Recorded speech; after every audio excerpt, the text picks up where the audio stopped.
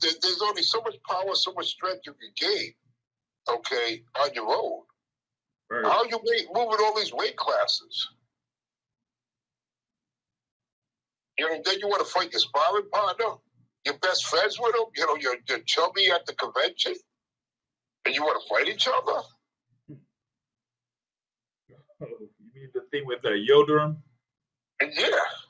Well, I mean, that situation to me was, kind of up in the air because Yildirim, had been inactive since his, loss, which was a final eliminator at the time. And, after that, uh, you had the fight where Benavidez had fought Darrell.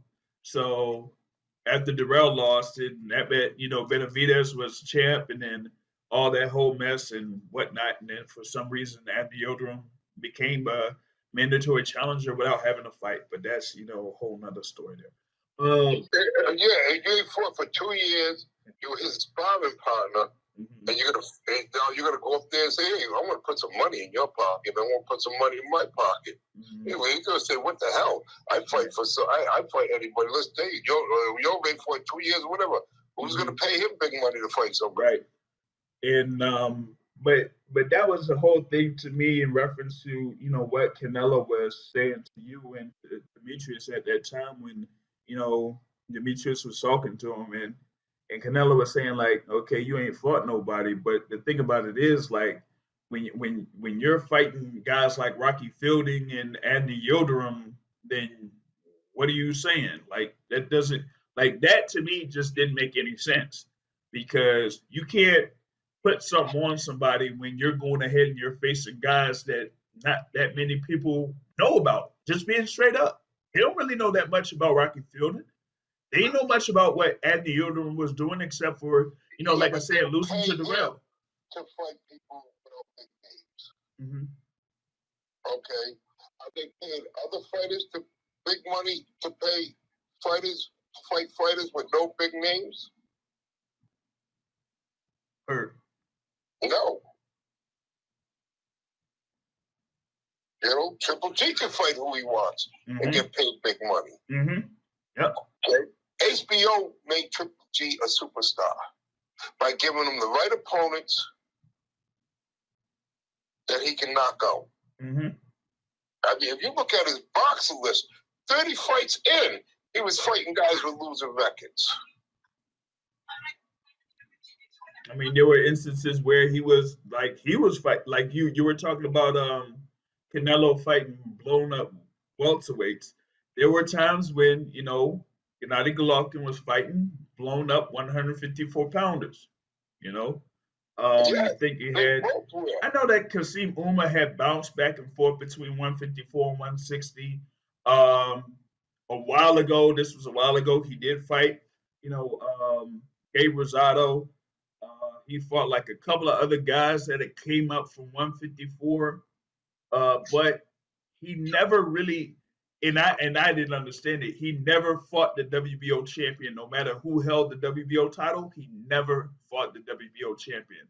Whether it was Andrade, whether it was who was it? I think it was Andy Lee was another one. He didn't fight. Andy Lee was a true middleweight. Yeah. Now, we used to spar Andy Lee. So HBO comes over to us to say, well, fight Andy Lee is a 54. I'm like, no, we're not fighting Andy Lee at 54 because we can't guarantee Andy Lee is going to make the weight because he was a big guy who fought a week 160. Because he made it one time doesn't mean he's going to make the weight for our fight. Right. So Peter Nelson turns around and says, okay, fight Andy Lee. I said, no, you know what? Andy Lee is a great guy. We used to spar with him all the time. So, but he also was a lucky fighter. He closed his eyes and knocked somebody out after getting his ass kicked. But you're talking about young in my kid's career, and I'm like, we sparred Andy Lee all the time. And number one. Number two, you can't guarantee me he's going to make 54. And they're going to say, oh, he made 54 once. I'm like, why can't I fight a 54? Right. And Peter Nelson goes, oh, no, it's Andy Lee or nobody. Are you serious? Wow. I want to fight a 54. I don't want to fight a middleweight that's always been middleweight. And not somebody I've been sparring all the time. But Randall Stewart used to bring us to our camps, and we used to spar Andy Lee all the time. I wasn't afraid of him or anything like that, but I also felt that my son's man strength it was just shy of his man strength really kicking in. Because Demetrius does have a lot of power, but you can't generate that much power when you're always moving. You're going to lose a little power for your speed. So either give up your speed and get more power, or keep your speed and have less power. Because everybody he fights goes down to the canvas. Yeah. They at least, yeah, like you said, they get knocked down at least once pretty much every time. I think that, a lot of people don't even realize that with Demetrius Andrade, outside of the, couple of TKO victories that he's had over the past four or five fights or so. But there are a lot of those fights that he had beforehand where a lot of his opponents were knocked down, and they don't really see that. Yeah, like he puts him down, Mick Freakin lets him know this is who I am. Mm-hmm. The trouble, I think, with Demetrius is I don't think everybody thinks they got a recipe to beat him, but they don't because he can change his game at any minute, any second. Mm-hmm. When I do training camp with him, we spar everybody. Right-handers, left-handers, tall, short, different weights. And I rotate them in left and right. They get rotated in. We'll do 3 rounds with a right-hander, then send a left-hander in. Yeah, mix it up. And he will know what punch to use at any given time. Mm-hmm. Like fighting Liam Williams. He's up. You're open for uppercuts. He threw a bunch of uppercuts because he sees the opening. He's not like your basic fighter that turns around and then used to talk about the guy, oh, he has the best left hook in the business, or he has the best body shot in the business. Well, then he has to work to get that shot in. So the other guy's preparing for that body shot or his left hook, or he has the best straight right hand in the business. Okay? With Demetrius, he can fight right-handed and left-handed. He's really a right-hander. I taught him to fight both ways at the age of 8 years old. So he can fight right-handed, left-handed, and he knows what weapons to use because he knows what you're vulnerable for. But when you have a fighter, you used to say, guy had the best left hook in the business. So the guy when he's training, watch it out for the left hook, watch your left hook, best body punch in the business. Okay, you have one punch. You get the left hook or the best body punch, or some has the best right hand. He can hit you with left-handed, right-handed, in either position, uppercuts, left, right, whatever he sees is open. So you can't prepare for him because you don't know how to prepare for him. There you go.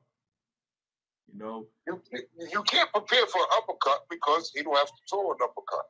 You can't prepare for his right hook, left hook, fighting right-handed or left-handed because he sees your vulnerability and then exploits it. Yep. So he doesn't have that one punch that all these other guys used to have. He has 10 punches and 10 different angles.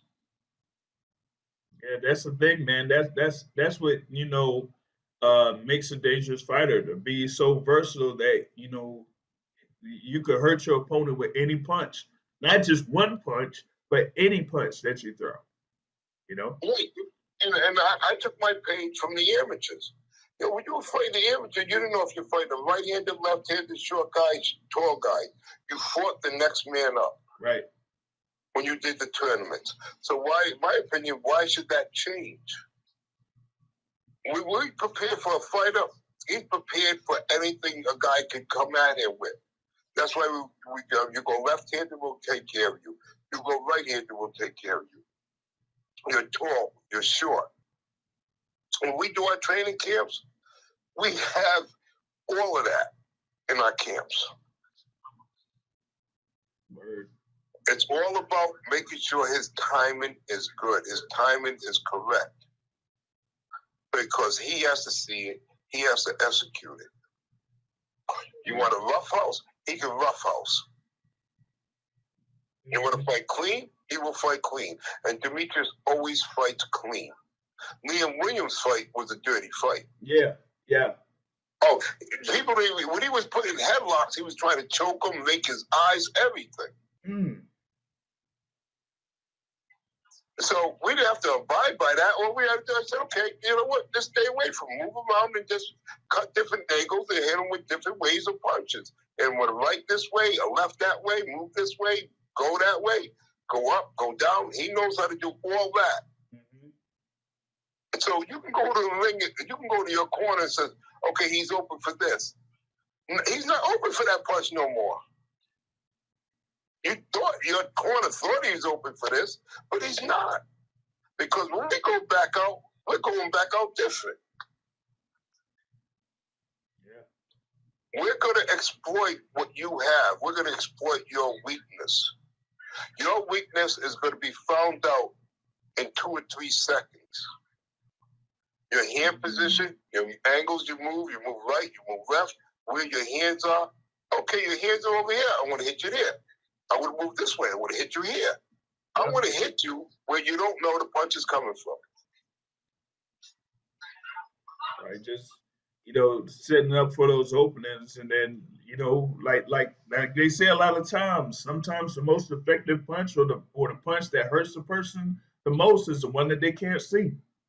Yeah, of course, that goes with everything. Shit, Williams caught Boo Boo with a decent punch. Okay. And then commentators going back whether it hurt Boo Boo or not hurt Boo Boo. Every punch hurts. It's how you react to the punch. So, he caught Boo Boo with that punch, and Boo Boo's like, well, you caught me with 1 punch, but you can't catch me with 3 or 4 punches. The only one who caught him with a combination was Koke. He come back in the corner. I said, what, you felt like you getting hit or something like that? What, you gave this guy some punch? No, it wasn't Koke. I forgot his name. Hit Boo Boo with a 3-piece. I said, Boo Boo, I've never seen you hit with a 3. I was like, what, you felt like getting hit or something? This, wow. Man. And I'm like, why'd you allow that to happen? And if there's a statistic right now for the least amount of punches hit in 12-round fights, he owns that. Yeah, they probably can come up with that CompuBox stat for that, least amount or lowest percentage landed, on a fighter. He'd be up there. Boo Boo has that record.